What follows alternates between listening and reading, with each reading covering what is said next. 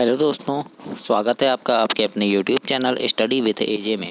इसमें आज की वीडियो में मैं आपके लिए लेकर के आया हूं आपकी 8th ग्रेड अभ्यास पुस्तिका भाषा भारती की मतलब हिंदी की कक्षा 6वीं के लिए।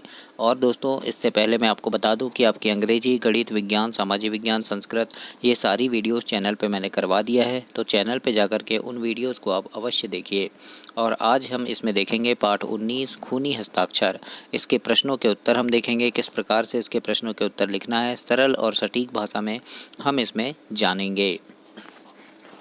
आइए देखते हैं। बहुविकल्पी प्रश्न है। प्रश्न नंबर 1 में है, शब्द रवानी का पर्यायवाची शब्द क्या है। तो रवानी का पर्यायवाची शब्द है दोस्तों प्रवाह, है ना। प्रवाह यानी बहना, रवानी यानी बहना, तो ये इसका पर्यायवाची शब्द होगा। तो इस प्रकार से आप इसका उत्तर लिखेंगे। 1 नंबर में डी नंबर आएगा आपका प्रश्न 1 का उत्तर।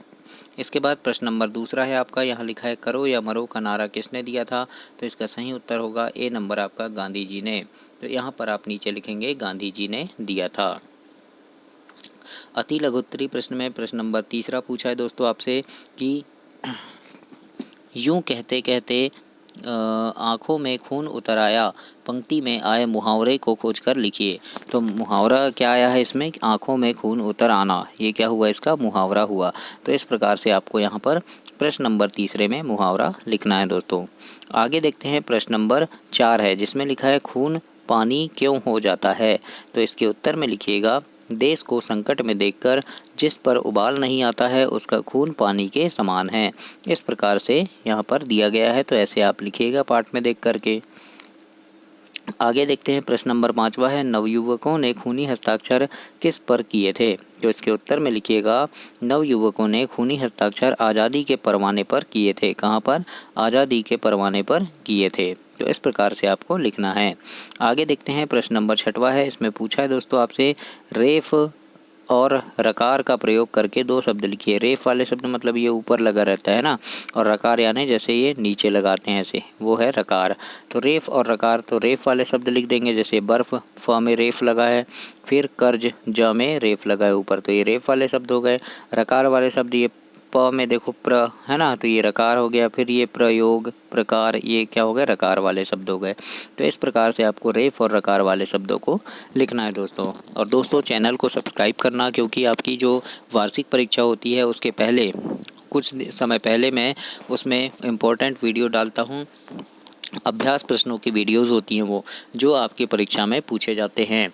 तो इन प्रश्नों की वीडियोस को देखने के लिए काफ़ी इंपॉर्टेंट प्रश्न होते हैं, तो सभी विषय की डालता हूँ, हिंदी, अंग्रेजी, गणित, आपका संस्कृत, विज्ञान, सामाजिक विज्ञान। तो वो सारे विषय के इम्पोर्टेंट प्रश्न जो परीक्षा में आने की संभावना रहती है, उन प्रश्नों को देखने के लिए, उन प्रश्नों को जानने के लिए, पढ़ने के लिए उस चैनल को सब्सक्राइब करना, क्योंकि जैसे ही मैं वो प्रश्न डालूंगा आपको मिल सके और आप उससे पढ़कर अच्छे नंबर से पास हो सकें। इसके लिए आप चैनल को सब्सक्राइब जरूर कीजिएगा।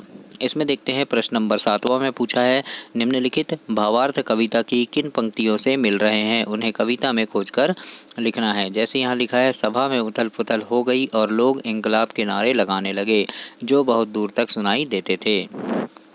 तो ये कविता की पंक्ति लिखना है यहाँ पर कि हो गई सभा में उथल पुथल, सीने में दिल न समाते थे, स्वर इंकलाब के नारों के कोनों तक छाए जाते थे। इस प्रकार से एक पंक्ति है, तो इस पंक्ति को यहाँ पर आपको प्रश्न नंबर 7 में लिखना है दोस्तों। इसके बाद प्रश्न नंबर 8वां पूछा है आपसे, निम्नलिखित शब्दों के पर्यायवाची शब्द लिखकर वाक्यों में प्रयोग करना है। तो पर्यायवाची शब्द लिखना है और वाक्यों में प्रयोग करना है। जैसे फूल, तो फूल का पर्यायवाची पुष्प और सुमन हो गया, है ना। क्या हो गया, पुष्प और सुमन हो गया। वाक्यों में प्रयोग कर सकते हैं कि गुलाब एक फूल है ना, यह फूल मुझे बहुत पसंद है, ऐसे एक वाक्य लिख देना। फिर माता यानी माँ जननी, है ना, तो इस प्रकार से लिख देंगे कि मेरी माँ मुझे बहुत प्यार करती है। इस प्रकार से एक वाक्य बनाकर आपको लिखना है यहाँ पर, तो ऐसे लिख दीजिएगा आप।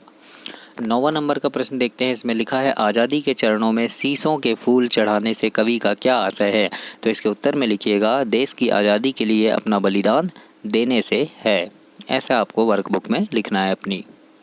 आगे देखते हैं। प्रश्न नंबर 10 है, इसमें लिखा है, सुभाष चंद्र बोस के आह्वान पर का नवयुवकों पर क्या प्रभाव पड़ा, यानी जो प्रभाव पड़ा उसे हमको अपने शब्दों में लिखना है। तो यहाँ पर लिखिएगा आप, सुभाष चंद्र बोस के आह्वान पर सभी नवयुवक देश की खातिर अपना बलिदान देने के लिए तैयार हो गए। तो इस प्रकार से आपको वर्कबुक में अपनी लिखना है। आगे देखते हैं प्रश्न नंबर 11 है, इसमें लिखा है निम्नलिखित पंक्तियों का भावार्थ अपने शब्दों में लिखिए। तो यहाँ पर पंक्ति दी गई है कि आज़ादी का संग्राम कहीं पैसे पर खेला जाता है या शीश काटने का सौदा नंगे सर झेला जाता है। आज़ादी का इतिहास कहीं काली स्याही लिख पाती है, इसके लिखने के लिए खून की नदी बहाई जाती है। तो इसका हम यहाँ भावार्थ लिख देंगे कि आज़ादी की लड़ाई पैसों से नहीं लड़ी जाती, इस लड़ाई में तो अपने प्राणों का बलिदान दिया जाता है। आज़ादी का इतिहास खोजने के लिए खून की नदियाँ भी बहानी पड़ती है। इस प्रकार से आपको अपनी वर्कबुक में ऐसे लिखना है प्रश्न नंबर 11 का उत्तर दोस्तों।